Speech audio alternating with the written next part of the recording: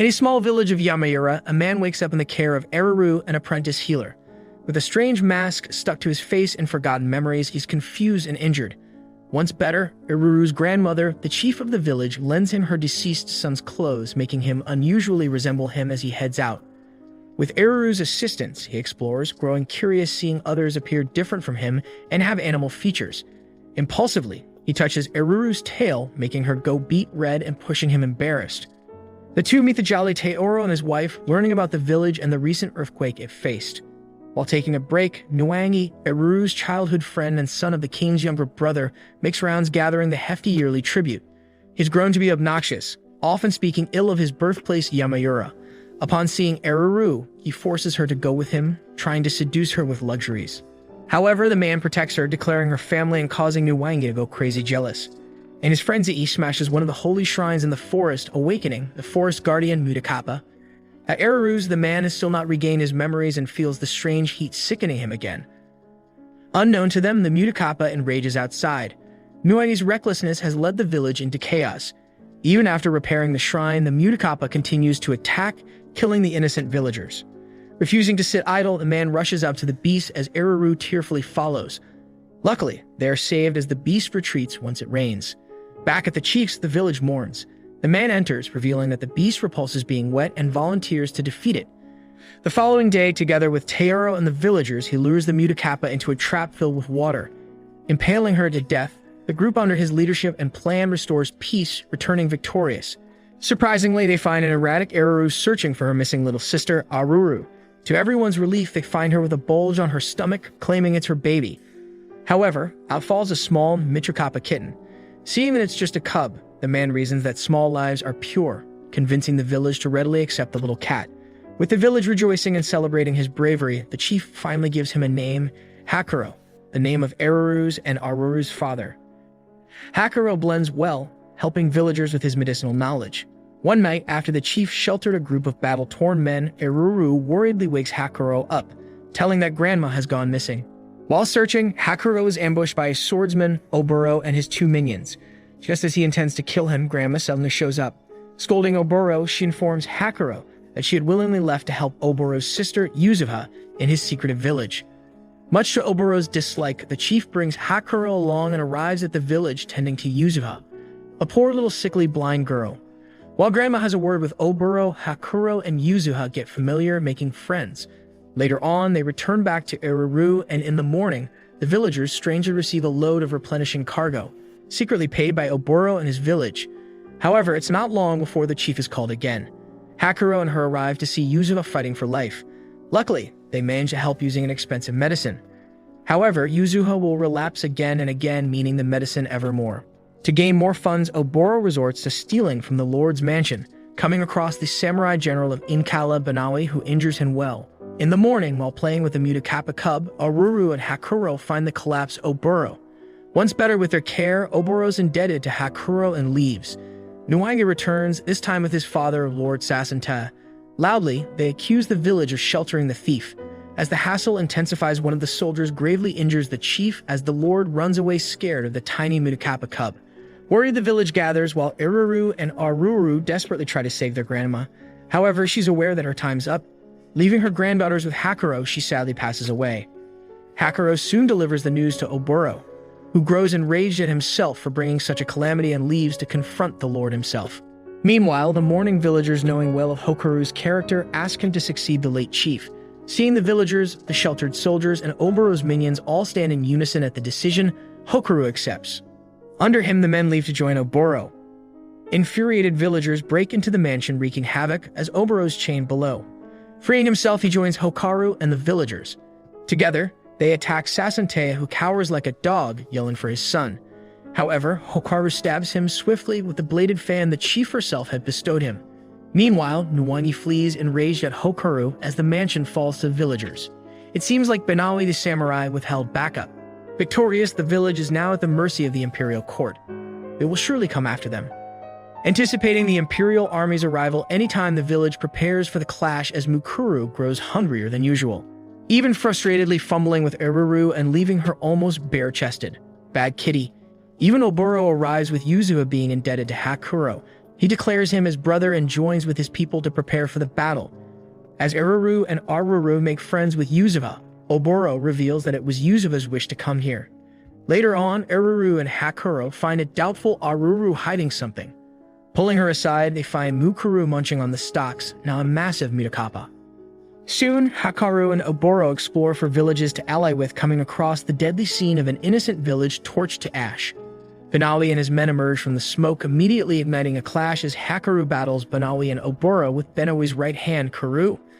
On the brink of defeat, a roar erupts as Mukuru and Aruru spring, defending Hakaru. Stunned seeing a Mutakapa, Benawi decides to retreat, but not before acknowledging Hakaru. Back at the imperial court, Benawi kneels before the king as he selfishly summons Nuwangi, putting him in charge instead. With Nuwangi as the new head general, he's being a literal pain in the ass, insulting Kuru, Benawi's right hand, into joining him, only to scatter off when faced with brute strength. Meanwhile, Hakuro, Oboro, and Teoro have been gathering allies, with more villages joining them at the news of Benawi torching one. As they sit chatting, Aruru brings in an awkward man claiming to be a frequent merchant at the mansion. Clumsily, he showcases his goods, even presenting a not-so-appropriate item to Aruru, before being escorted out by Hakuro. On his way, he suspiciously changes his demeanor, brandishing a dagger and mentioning the expensive medicine Oboro searches for before returning to his clumsy self. Out at the checkpoints, Benawi and Kuru are alerted. Within the shadows, the same merchant appears, passing information to Benawi. However, a survivor from the checkpoints stumbles at Hakuro's, making the villagers even more angered. Hakuro launches an attack and is surprised upon finding Benawi and Kuru there, although it seems as if Benawi would triumph. However, as more villagers join Hakuro, Benawi once again retreats defeated. At the imperial court, Benawi is shoved into dungeons for returning vanquished and questioning the king's reckless attacks on innocent villages as Nuwangi takes reins. Hakuro's forces strengthen, speedily taking over the country and now confident to break into the imperial city. Unknown to them, Nuwangi has joined the stupid king's reckless antics of battering all villages, even innocent ones, so they don't stand against him. While Hakuro visits Yuzuha, Oboro rushes with the news. Headed by Nuwangi, the imperial forces are about mass slaughter when Hakuro's men sprint onto them, making their forces cowardly retreat. However, the idiots sure drop their own commander behind. Fallen off his pedestal, Nuwangi's captured. The rat's finally found. Tied and ready to be beheaded, Nuwangi is still a pain. Lucky for him, Hakuro lets Aruru take the decision, and the sweet girl frees him. Now stronger than ever, Hakuro's forces confidently invade the imperial city and wreak mayhem. Kuru rushes to the dungeons, freeing Benawi. Avoiding Hakuro, Benawi goes to the king, raising his blade to slay him as the lewd king begs, reasoning there are so many women to play with. Just as Hakuro enters, Benawi kills the king, placing the blade on his own neck before Hakuro swats it away, refusing for him to end.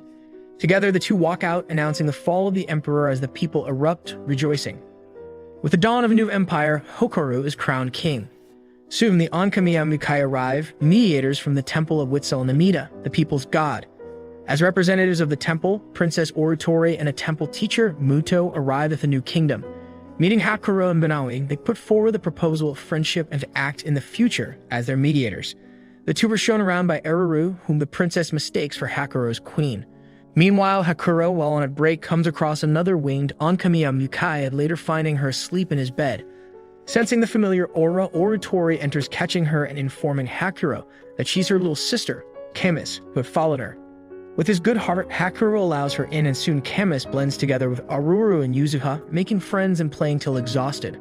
Seeing the kingdom happy and satisfied themselves, the Onkamiya Mukai soon leaves, certain of their new friendship with the kingdom of Tusker.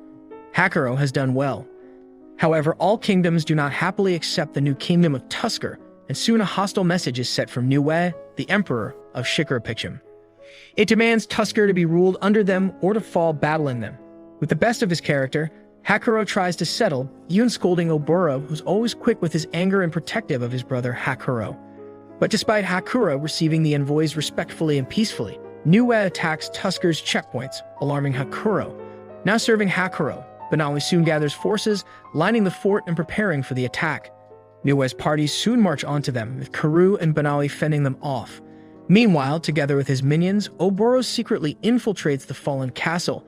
As Hakuro overlooks, waiting for his plan to go in action, he finds Aruru and Aruru to have followed him. Soon the castle goes ablaze with the concoction bursting and Niue's forces are trapped. Hakuro marches onto them, defeating the masses as Niue himself shows up. Face to face, Niue warns that he shall meet him again before retreating. One night, as the sea rages under the thunderous weather, a trafficking ship is caught in the waves. Abandoning the abducted, sailors flee, but not before a rabid girl, one of the seas, escapes as well, killing all the sailors ashore. By the time Hakuro's forces arrive, they find bloodshed and the collapsed girl. Bringing her in, they lock her up, but the girl, Karula, breaks through, showing up before Hakuro. Her skills surely please Karu. However, Hakuro receives her warmly, asking Eruru to tend to her injuries.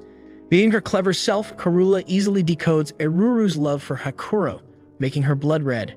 Upon Eruru's request, Karula's allowed out and adjusts quite well, avoiding Kuro's failed advances, brazenly drinking sake in broad daylight and making friends with Oratori herself.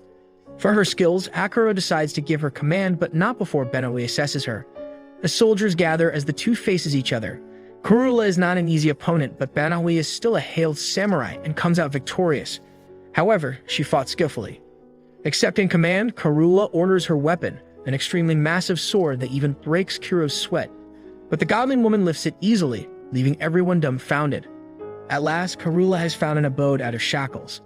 With the threat of Niue attacking any minute, Hakuro seeks alliances with other countries, having Oratori act as the mediator. While at an official gathering for sealing the alliance, an exasperated Teoro enters, calling for Hakuro and yelling that Yamaura is under attack. Sliding down the post he's leaning on, the jolly Teoro passes away, joining his wife and others of fallen Yamaura. Outside, Hakuro finds the enemy right upon his door and defeats them, realizing that it's not Niue's forces but Kucha-Kechen's. The soldiers strangely seem almost tranced into madness. Hakuro himself is speechless. It seems that the situation is connected to Hakuro's past, which he does not remember. He must have committed something so grave as to turn the people of Kucha-Kecha into maniacs in hatred for him. With no luck in mediating and receiving a dying messenger back, Hakuro decides to attack. Together, Hakuro's forces march onwards. On their way, Mukuru senses something odd, and within a second, Hakuro is surrounded by the maniac forces. A strange girl, Tuka, and a man claiming to be Hakuro's brother-in-law aim to slay him. They call him Rakshane. The man, Lord Orikaken, claims Hakuro's identity is of an evil man, Rakshane, who had ruthlessly killed his people, wife, and even his children, dead set to not let him survive in the name of justice. On Tuka's advice, Orikaken decides to retreat as Hakuro himself returns back. Stunned, he's tired to the bone and collapses into sleep, having strange nightmares of being surrounded by those he must have killed. Meanwhile, Oboro scouts the area for the opponent forces when he, once again, comes across Tuka. However, she is alone and he combats solitary only to lose. Heading back, Tuka gives him the message that justice shall win. Gathering willpower, Hakuro once again marches for the enemy with his troops, going for an integral bridge used by them. At the mouth of it, they are met with Tuka, but manage to overpower her till she stands alone. Despite Hakuro asking her for clarity, she maintains that he's an evil man. Her unrelenting behavior leads Karula to combat her and slash the bridge off as Tuka collapses into the ditch with it. However, the situation is too intense for poor Hakuro, and he falls under tremendous trance-like stress, wondering who he really is. Eruru is worried, seeing the man who she has known to be selfless and brave, doubting his unknown past. As the news of Lord Orikaken and Tuka, and Evanko the warrior of justice, makes rounds, Hakuro's peoples grow uneasy, questioning if he's a good man. Hakuro's immensely demoralized, making Karula push Eruru to take advantage of the situation and console the sad man to love. However, without motive, Eruru hugs Hakuro, easing and assuring him that he'll always be supported and loved by her as Hakuro and never Rakshane. Feeling a bit better, Hakuro has some leisure time fooling around with Aruru, Mukuru, and Eruru, but doesn't last long. Hakuro's forces gather back and soon they head out to face the Kucha-Kechens. Entering the battlefield, Hakuro's forces once again clash with the enemy. On motive, Hakuro withdraws, making Orikaken and Tuka follow him. Once alone, Orikaken prepares to kill him, but Hakuro smashes him to the ground, demanding to be told of his past. Sprawled, Orikaken taunts him for being evil, and Hakuro strangely starts feeling unstable, his body heating up. Upon seeing Hakuro heating up, Orikaken's demeanor changes as he gets terrified. Before Hakuro can react, an arrow flies through Orikaken's throat, killing him right there. It's Niue. Cackling, Niue calls to Hakuro, saying he purposefully agitated the Kucha-Kechens against him before riding away. Although returns safely with his troops, Niue is preparing for much mischief. Niwa has launched attacks on the villages of Tusker left and right, trying their level best to incite. Oboro and Kuru are clearly irritated. However, Hakurou has caught on to Niwa's antics and chooses to strengthen border defense instead of invading Shikarapakim. Earnestly, Haruko asks Oboro and others to trust his plan as Niwa, on the other hand, greedily awaits Hakurou to transform into his true beast. He wants to acquire him. With effectively defending borders, Niwa decides to advance offensively. He gathers his elite troops and something more. Together with them, he marches into Tusker, burning and killing all villages and innocents they come into contact with. Ruthlessly and with no remorse, with the chaos growing extreme, decides on a very risky plan. To allow Niwa's forces into Tusker until Shikarapakim is drained of its cavalry and then invade the castle at Shikarapakim, taking Niwa's head. For now, as they battle, surprisingly, Tuka joins them. For being indebted to Hakurou for releasing her and paying respect to Orikaken's body. Together, Hakurou's forces once again drive the enemy to borders. With thousands of innocent lives fallen, Hakurou decides to leave the troops under Benawi and invade Shikarapakim to kill Niwa himself. On the border, a massive army of Shikarapakim awaits, making Benawi desperately counts on Hakurou. Meanwhile, Hakurou smashes into Niwa's castle, with Karula being her cocky self. Handling the three elite warriors of Niwa, Tuka, and Eruru advance inside. Within the castle, Niwa unleashes his trump card onto them, armored men turned into soulless zombie-like maniacs. Cackling, Niwa reveals that they are elite soldiers from his invasions turned maniacs by triggering the beast in them. However, the beast he wishes to acquire the most is Hakurou. As Karula enters providing much-needed backup, Hakurou and Eruru go after Niwa. However, the madman Niwa sets his own country on fire, burning his own people to trap Hakurou from escaping. Seeing Niwa's madness, the beast starts erupting. Enraged, he goes after Niwa alone, as the mental king seems to almost drooling at the sight of his beast breaking through. Pushed to the brink, transforms into an unsightly being, shredding Niwa to threads of flesh. He stands stricken at the sight of his own work. The rain pours down as Hakurou steps out, victorious among the seas of bodies. Tusker has won again, but at what cost? What has it awakened? The war and its horrors melt away as the country begins restoring itself. Hakurou even sends for help to re-establish the government at Kucha. For his kind gesture, Tuka has become one of Hakurou's loyal comrades. Peace once again allows children to play carelessly. Of course, Aruru and Mukuru now join with the mischievous Karula to resume their plundering of food stocks. That's before they're caught red-handed, though. Among all the bliss, however, Hakurou is silently suffering.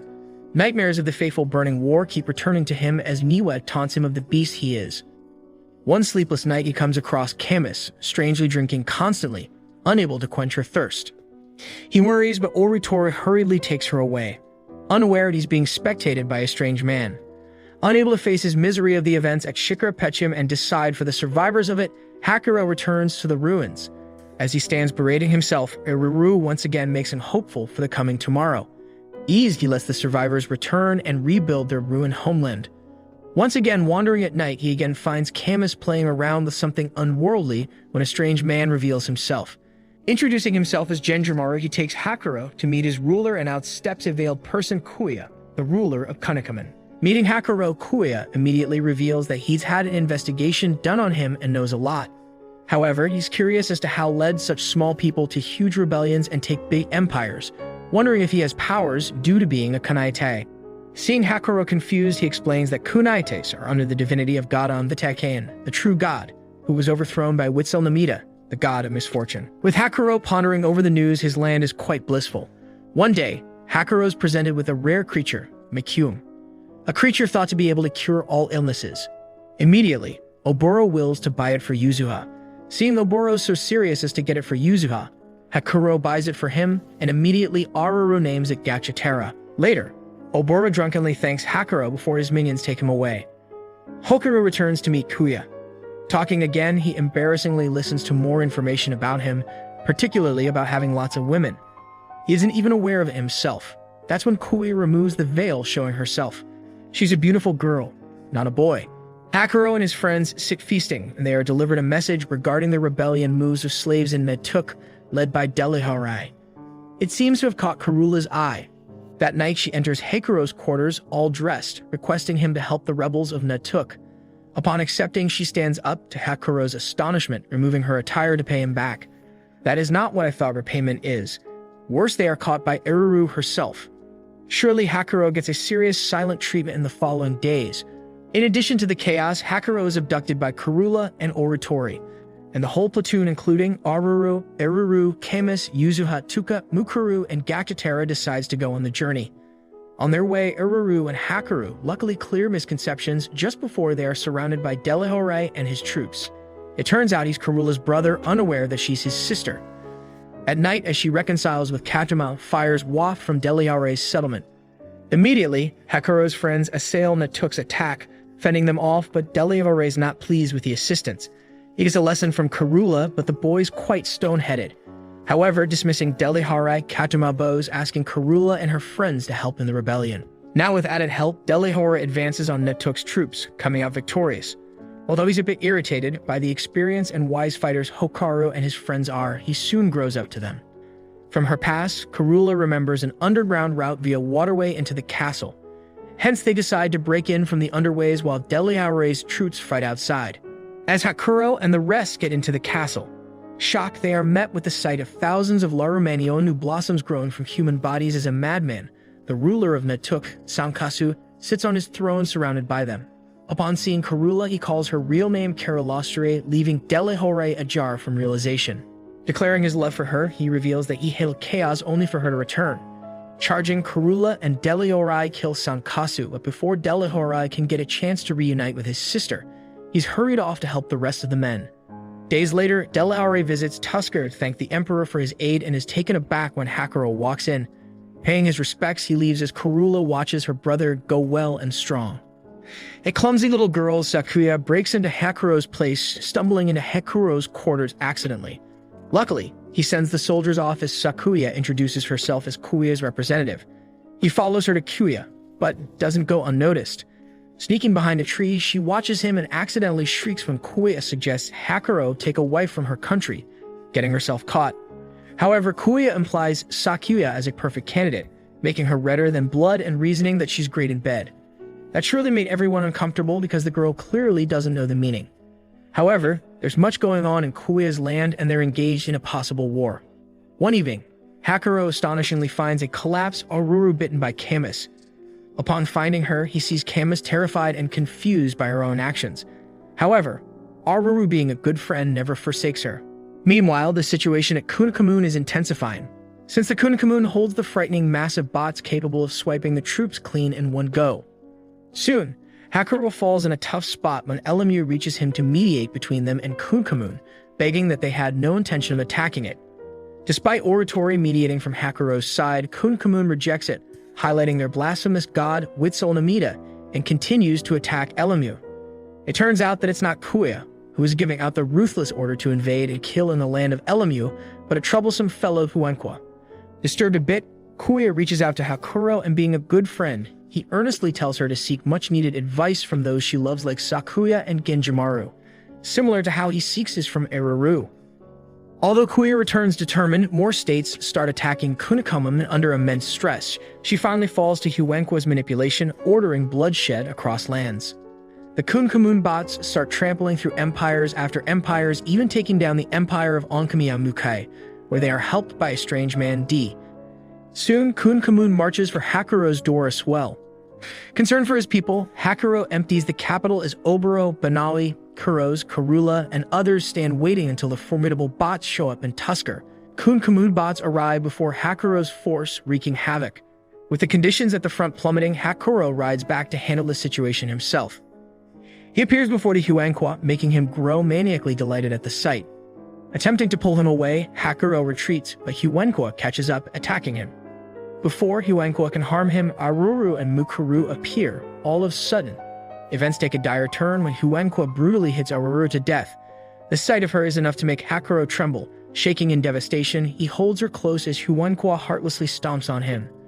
All spectated by a horrified Aruru who was searching for Aruru. Unaware, Huenqua has triggered something far more formidable than the bots. Black miasma erupts from under him as his bot starts crumpling like bread, and out emerges a massive creature. He pins Huenqua's bot, bursting his head like a bubble as Huenqua falls out, wailing for his mommy. With the situation ending in such a twist of events, Hakuro wakes up in his quarters having another one of his nightmares. Upon Aruru entering, he worriedly asks for Aruru only to find her playing outside. The strange man D has seen the events unfold with Kuya lost in pressing the war forward. He seems to be planning for more chaos to come, and Genjimaru is aware of it. Meanwhile, Hakuro is confused at what had happened to him and how Aruru is alive. He suffers visions of being in a lab-like place, seeing a test subject girl resembling Aruru but named Mikoto and a man with a similar mask to his, named Hakuro as well. It's not long before Genjimaru stumbles, asking for help and allying with Hakuro. With him by his side, Hakuro decides to rescue the High Priest, Oritori, and Kamisa's father first. One night, as Aruru tends to Hakuro's wounds, he reminds her of the first time she cared for him, asking her to always be by his side. This makes her go quiet. She holds an unspoken secret and might have formed a pact with the creature Hakuro transformed into to save Aruru's life. However, Oritori, being a priestess, knows all and honestly tells her to live as herself. Soon, the men and Genjimaru return with the High Priest. Now as a High Priest, Oritori mediates and gathers the children of Witzel Namida to help against the bloodshed of Kunkamun. This time, Hakuro marches with his troops towards Kunkamun, defeating the bots with Genjimaru's guidance. While fighting, Hakuro and Genjimaru are strangely teleported inside the castle and before Kuya. She is still in her antics, however. After a clash of brute force, Hakuro manages to calm her. With Kuya fallen, the mysterious man D finally shows up together with his two minions, including the rabid Huenkwa. Immediately, Oritori recognizes him, a fellow philosopher Onkamiya Mukai who had gone missing. D confronts Genjimaru for defying his pact, who has realized that Aruru holds a similar pact as well, making everyone else confused as to what they're talking about. As the situation intensifies, Oritori teleports everyone to safety and Hakuro's beast once again starts pulsating. He transforms into his massive self, making poor Huenkwa piss his pants, bringing him down for good. As Hakuro fights, Camus appears from behind a post asking D to stop, but the man summons a girl named Mutsumi, his daughter, and Camus transforms into a different girl, attacking Hakuro head-on. Seeing the situation, Genjimaru sacrifices himself, causing D to withdraw and leave the land in flames as Hakuro, back to his normal self, carries an injured Kuya out. Finally, Oritori explains the confusion to Hakuro, clearing that a spirit of the Onkamiya Mukai ancestor often reincarnates in their bodies, this time Camus's, so that it can be with the god Witzel Namida. D himself happens to be Witzel Namida, and the beast within Hakuro is another manifestation of Witzel Namida. Sensing he'll be gone in this war, Hakuro asks Oboro to succeed him if anything is to happen and decides to set out alone to bring Camus back. But how can his troop of friends let their beloved leader go alone? Together, they march to Onkamiya Mukai under Oritori's guidance. Once they enter, they are immediately ambushed by unworldly attacking blobs as Camus, or should I say Mutsumi, leads them. Hakuro follows her, coming to a dead end, and is hit with another vision of the labs. There, the doctor, referring to Hakuro as Iceman, allows him to escape with Mikoto. As the vision fades, Mutsumi attacks again. However, Aruru calls out to Camus, making Mutsumi collapse in a struggle. Before they can pry Camus back, D appears. Hakuro turns into the beastly creature, nullifying the pact with Aruru to save Aruru and setting them free as D himself transforms. The two zooms into the sky, ready to clash, engaging in the final clash between the two versions of Witzel Namida. D and Hakuro immerse in a frightening clash, hitting each other with full force. While clashing, D relentlessly tries to justify his acts of inciting wars as to be done in favor of his children, the followers of Witzel Namida. However, Hakuro denies accepting brazen bloodshed. Soon he realizes that the two of them are splits of the same body of the god Witzel Namida and decides to rejoin himself with D and ultimately end him. As D charges, staving his armed hand into Hakuro's torso, Hakuro cleverly takes the hit, beginning to co-join with D's body, swooshing his bladed arm at his neck and beheading the giant beast of D. Engulfed in a tornado of miasma, Hakuro stands solitary, joined with Witzel Namida's other half. His beastly self stands before Aruru and Ahuru as the poor girls cry for him. Once Camus is back, he asks Oritori to seal him away, wishing to put an end to the mayhem. Oritori chants as the Hakuro's friends charge, slashing, attacking, and assailing Hakuro's beast as it flashes and is sent to the beyond. Before Hakuro's soul goes along, he says his last words to each and every one of his friends, especially Aruru, who at last confesses her love for him before he walks away. Running towards him, she engulfs Hakuro, giving him their first and last goodbye kiss. With Hakuro gone, Oboro takes the throne of Tusker, and the country returns to its peace.